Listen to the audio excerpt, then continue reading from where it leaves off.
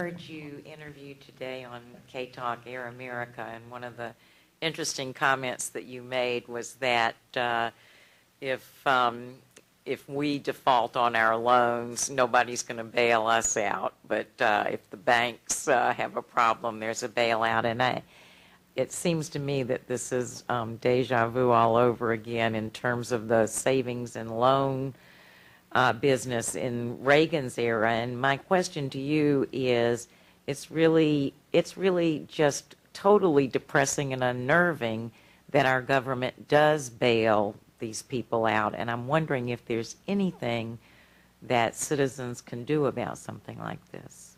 Yeah, they can elect people who believe in regulating these people on the front end so that you don't have to bail them out on the back end. You know, I recently assigned myself a review of Alan Greenspan's book because I wanted to read it very, very carefully, and it's in the current issue of the American Prospect. And what was so striking about that book was that half of it is a screed against the need for government regulation. You know, free markets are self-regulating.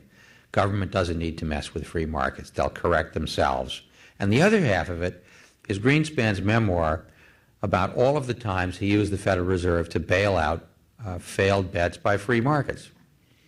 Now, how can you have it both ways? Well, if you rule the roost, you can have it any way you want, but there's a hypocrisy, and there's a lack of intellectual consistency. Either free markets regulate themselves and the government really shouldn't do anything, and yes, Alan, the Fed is part of the government, or if you think that markets run the risk of going haywire, you have a duty to regulate them on the front end and not just bail them out on the back end. So I think citizens can raise hell about this and elect people who believe in a managed form of capitalism rather than a predatory form of capitalism. I agree with you, but it's something that I find all these economic discussions very interesting, but it's completely off the face of the debates as far as I can see. Well, that's the problem. And I don't think it's that hard to articulate because it resonates with people's lived experience. You don't have to do this in algebra. You don't have to do this in 5-syllable words.